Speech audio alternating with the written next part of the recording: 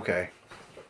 What's poppin', T-Subs and T-Squad? So, you already know why I'm here. I'm here for Real Housewives of Atlanta, Season 13, Episode 2.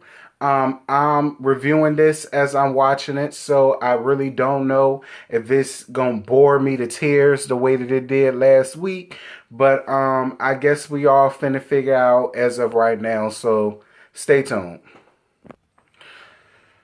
All right, y'all. So the episode begins with Kenya outside blowing her deck in a long, flowy dress, a sundress, and some kitten heels, honey, because she has invited Cynthia as well as Latoya to come over to the house. Cynthia is confused at how quickly Kenya and Latoya have become so cool, and they dub Latoya Candy's friend that Kenya stole.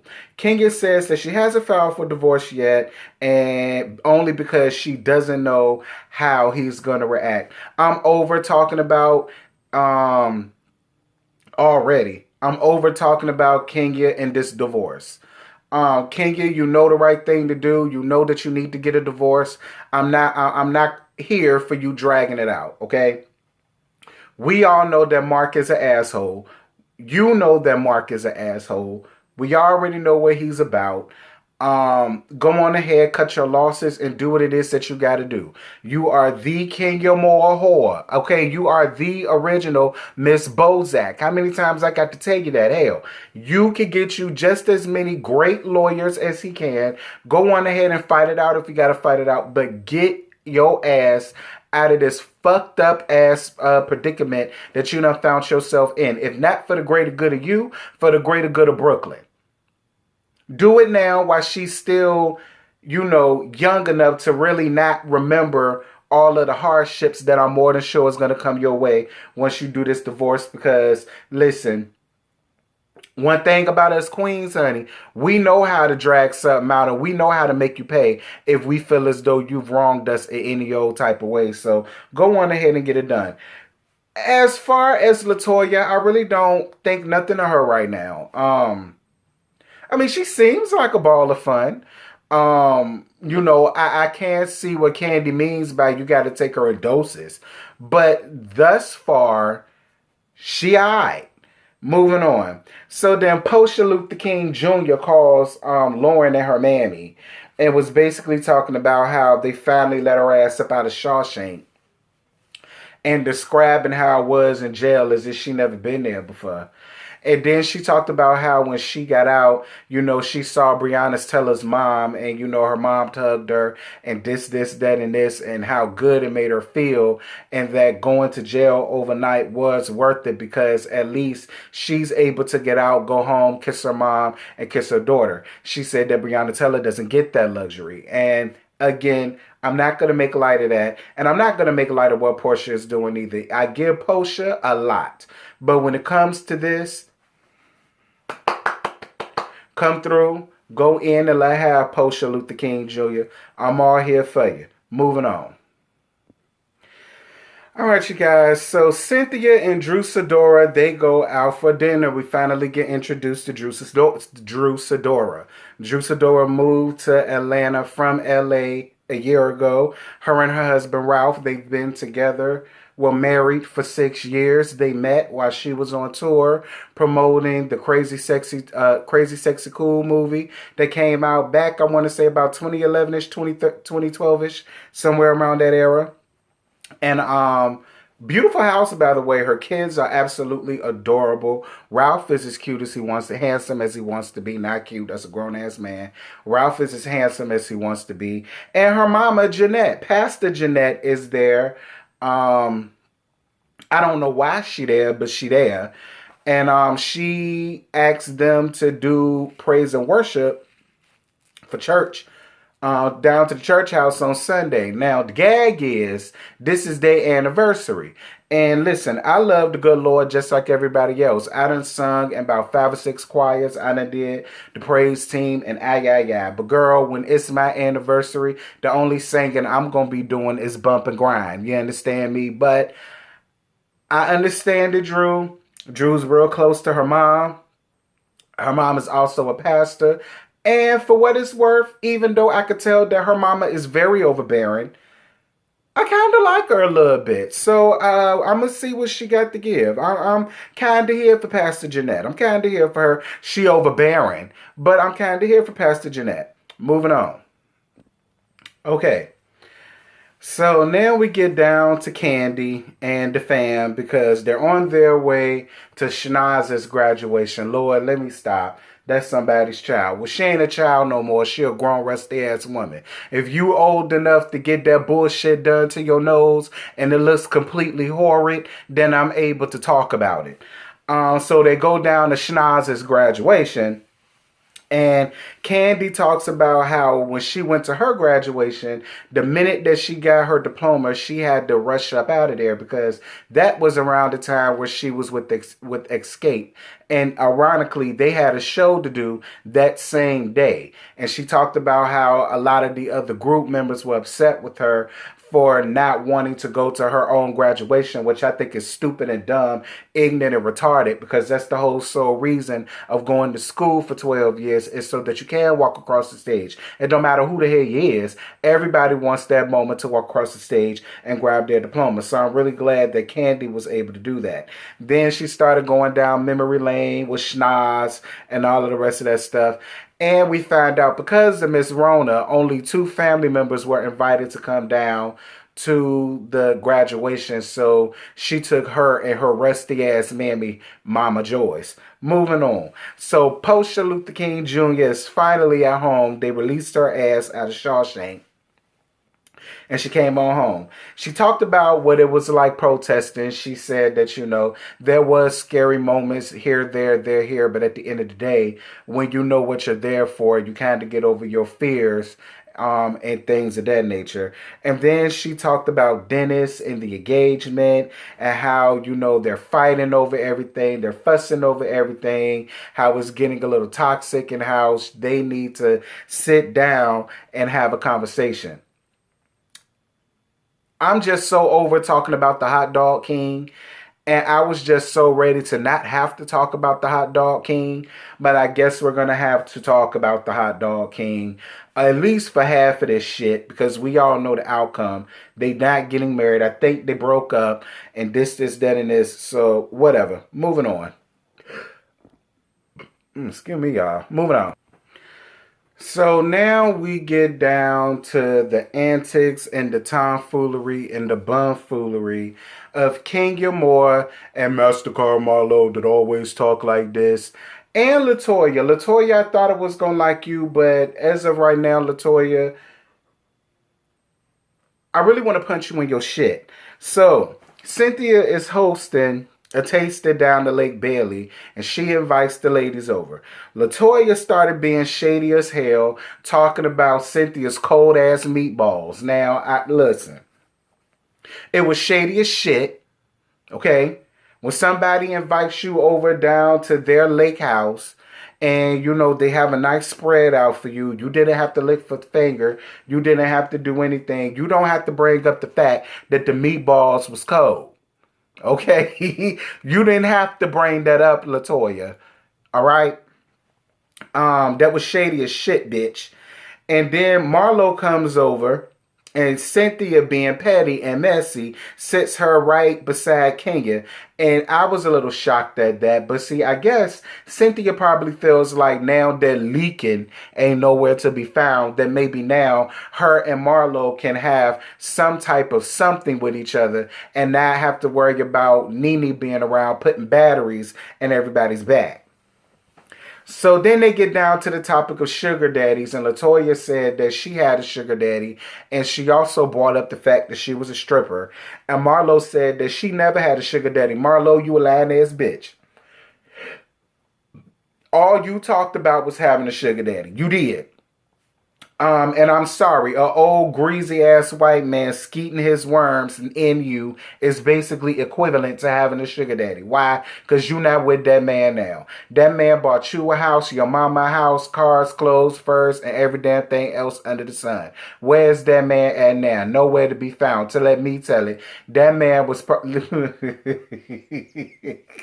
I'm going to save that for tomorrow. I'm going to save that gag for tomorrow.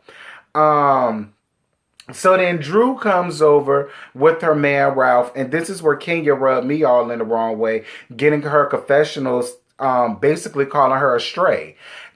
Asking Cynthia, where do you keep meeting all of these strays from? And then, what else she say?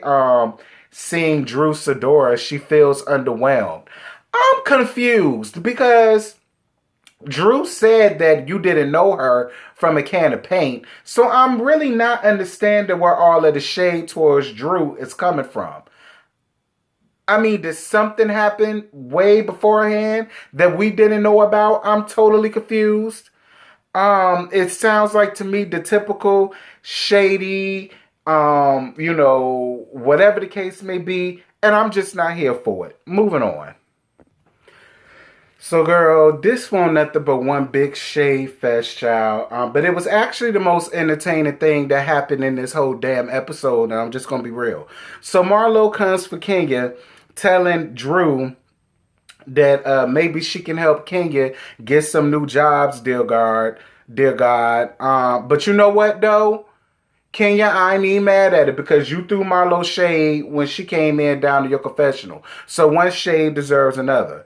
So then Marlo tells LaToya not to tell Kenya all of her business because she can't keep a man. Moving on.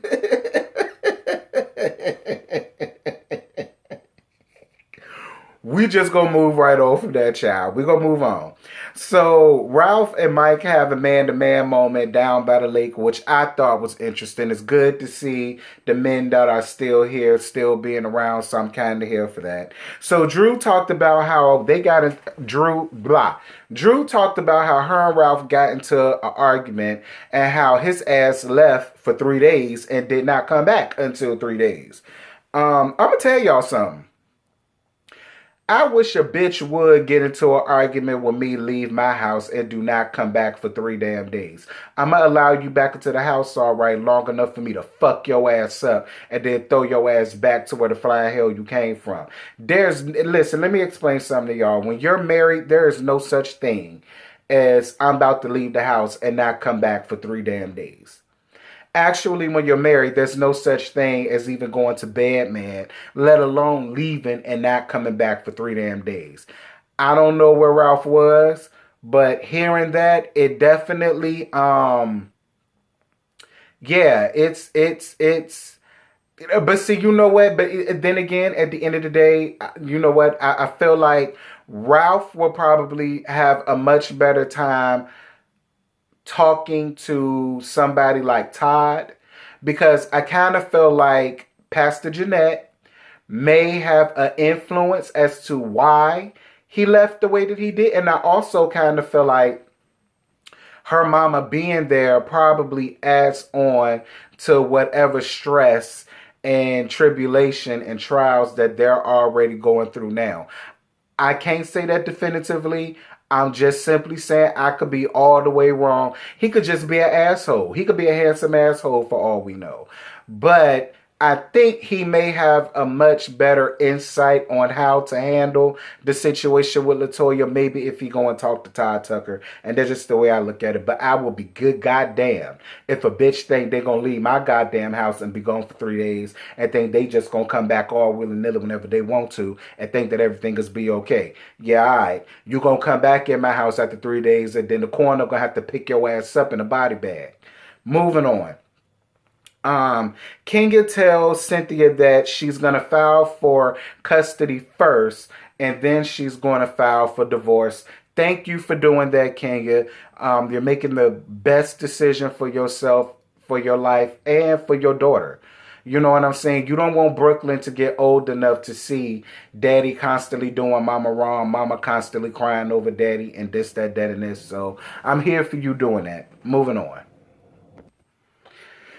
All right, you guys. So Drew and Ralph have dinner at home to celebrate their anniversary. Drew looked really cute. Ralph was really handsome. Shout out to Chef Love for coming over, and Chef is shit up for them. And So Ralph asks, what are some of the things that are wrong in their marriage? And I love Drew because Drew is a lot like me. If you ask me a question, I'm going to first make sure that you really want to know, you understand what you're getting yourself into. So whatever I tell you, you can't get upset. And she goes on ahead and she answers him. And she says that the biggest issue that they have is transparency. Like him leaving for 3 days and not telling him where she is. So then he gets down into this whole spiel about how she doesn't understand how a young black man operates. And he has a lot on his plate, being the first person, the first generation in his family to have something and to do, basically doing what most men do, which is try to talk their way out of the situation and dance around the question. It was a simple question. Where the fuck was your ass at for 3 days? And the fact that he could not answer that is an issue for me. Talk about something, he was at the beach. Listen, Drew, I love Drew because Drew has the chill type personality. She's not about all of the rah, rah, rah. Me neither. I'm about action. And if I have to continuously ask you where the fuck your ass was at for 3 days and you keep dancing around my question, one of them wine bottles is going to get bust slam upside your damn head. I have enough patience until I ain't got none no more. And he was really pissing me off, keep skirting and scooting and skitting around the damn question and not answering it. So then she was like, well, was you even in Atlanta? Or Georgia, rather. And I think he said no. So then that leads me to ask, where the hell was you at for 3 days? Like, listen, y'all.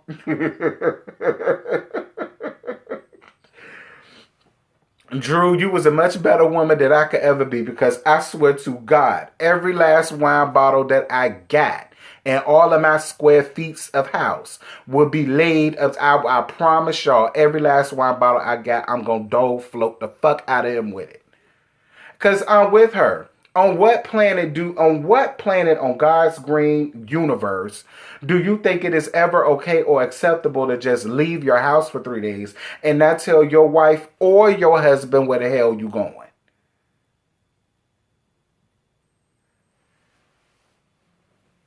Be right back. Okay, you guys, so after hounding and harassing, haranguing, he finally decides to say that he won't down to no beach, down to the ocean. He drove to Tampa. And then they get down to, him putting cameras in the house and not letting her know. And the only reason how she found that out was because I think she saw a picture or something like that. I don't really know how the hell you don't know that your man put cameras down to your own damn house, Drew. But that is what it is. And then they get down to a whole damn argument. And then she gets up, walks out, goes to the room, takes her dress off, start crying. She's saying she done. And girl, I was done after that. Ralph, I don't like Ralph. I thought I was going to like Ralph. I don't see it for Ralph. But y'all, that's it. That's all I got. Besides the cattiness and the pettiness, the episode was yeah, that's all I got. I ain't got no more to give you, girl. Let's get ready to get down with the Real Housewives of Potomac reunion, part 1. See you there. Bye.